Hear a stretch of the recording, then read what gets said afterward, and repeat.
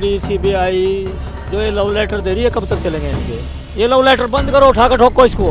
जब वो ईमानदार था, मैंने भी देखा जब जंतर मंतर में बैठा था अन्ना जी के साथ में, जब इसकी जेब में 5 पैसे नहीं थे, आज 52 करोड़ रुपए का कहाँ से बना लेता है भाई हवा महल।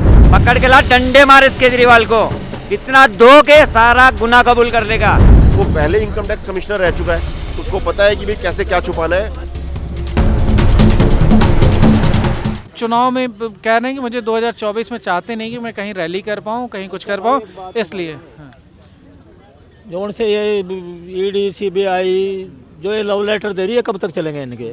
ये लव लेटर बंद करो, उठा कर ठोको इसको। समय हो चुका पूरा, ये सच्चाई है।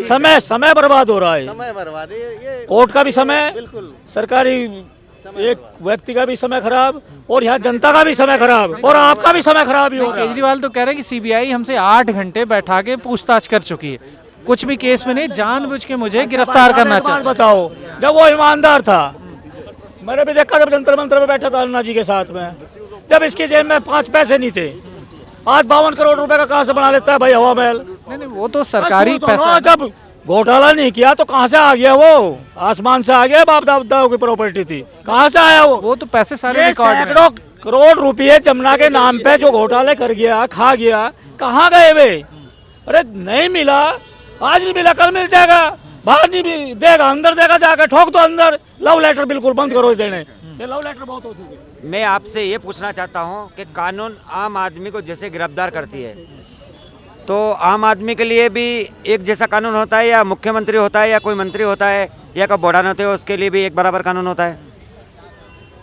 तो मैं गृह मंत्रालय से कहना चाहता हूँ, अमित शाह जी से कहना चाहता हूँ, ईडी से कहना चाहता हूँ, एक गांधी से, कि सम्मान मत बेच, पकड़ के ला, डंडे मार इस केजरीवाल को, इतना दो के सारा गुनाह कबूल कर लेगा कि कितना कहाँ बेचा हूँ, और कितनी घटिया किस्म के दारू ये दिल्ली के अंदर बेचा हूँ, और कितने लोगों को मैं मारा हूँ।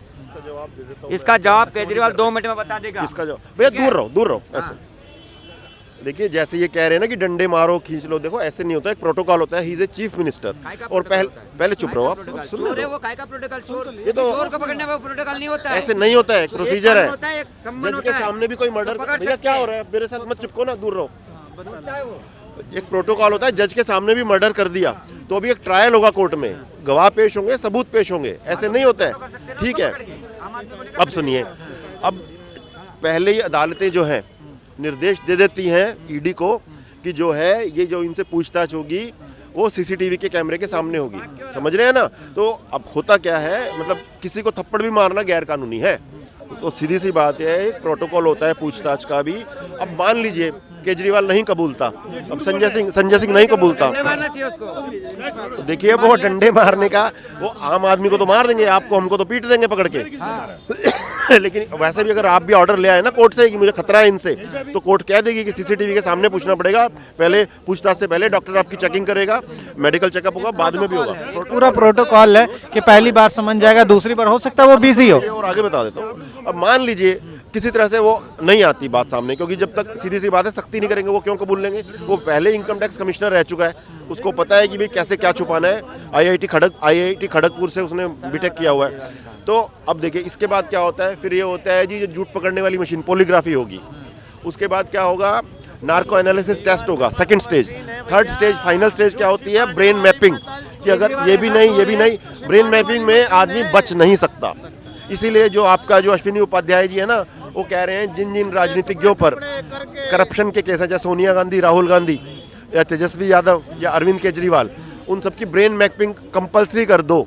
और वो करते इसलिए नहीं कि कहीं मतलब अपना ही कोई बंदा, तो विपक्ष का ही नहीं, बीजेपी का भी होना चाहिए, उनके भी पार्टी का होना चाहिए। देखिए इसका जवाब मैं क्यों दूं? मैं परात ये है कि फिर मैं बोलूंगा, फिर बीजेपी के जो नेता प्रवक्ता है ना, वो मेरी नकल करके चैनलों पे बोलते हैं, और मुझे बीजेपी से कोई हेल्प नहीं मिलती मेरी प्रॉब्लम के लिए, जिसमें कि बीजेपी के नेता मेरी हेल्प कर, इसलिए मैं अपना मुंह सिल के रखता हूँ। नहीं तो सीधी सी बात ये है, इसका साफ उत्तर ये है कि अगर विपक्षियों को ये लगता है कि अजित पवार को जेल नहीं भेजा जा रहा, या इस व्यक्ति को जो ये अपना हेमंत विश्व शर्मा को जेल नहीं जब भेजा जा रहा, तो भाई क्यों नहीं आप जाते हो सुप्रीम कोर्ट में रिट लगाओ। बीच में नहीं, अरे आप पहले उन पे थे ना, तब तो मोदी जी ने भी कहा था ना, आप समझो बात को, आप ऐसे जोश में आने से काम नहीं बनता ना। तो उस पर अंदर सीधी सी बात है भाई, आप सुप्रीम कोर्ट में रिट लगाओ। पहले तो ये विपक्षी नेता सारे भागे भागे सुप्रीम कोर्ट गए थे कि जी ईडी जो है सिर्फ हम पे कार्रवाई कर रहा है, औरों पे नहीं कर रहा। तब तूने कहा ऐसे बात सही, ये बात तो सही है, कुछ हद तक तो सही है, टाइमिंग और ये सब ठीक है ना। तो एक बात बताइए, विपक्षी नेता वैसे तो हो हल्ला करते रहते सारा दिन, एक रिट नहीं लगा सकते क्या वो सुप्रीम कोर्ट में कि इसको कैसे छोड़ा, अजीत पवार को कैसे छोड़ा? और बाकी मैं बता दूं, मोदी सरकार की जो मंशा होती है ना, किसी भी भ्रष्टाचारी को बख्शने की नहीं होती। इसका सबसे बड़ा प्रमाण जो है, जिसको हम उर्दू में सबूत रटते रहते हैं, आप देखिए, जिसको अगर भ्रष्टाचार करना हो या भ्रष्टाचार का समर्थन करना हो, तो कभी भी जैसे योगी जी हैं, उनकी बहन और जीजा देखते हैं चाय की एक छोटी सी टपरी चलाते हैं। मोदी जी के जो भाई हैं सगे, नहीं, तो आप एक ही आइकॉनिक उदाहरण लेके उसको पेश कर रहे हैं।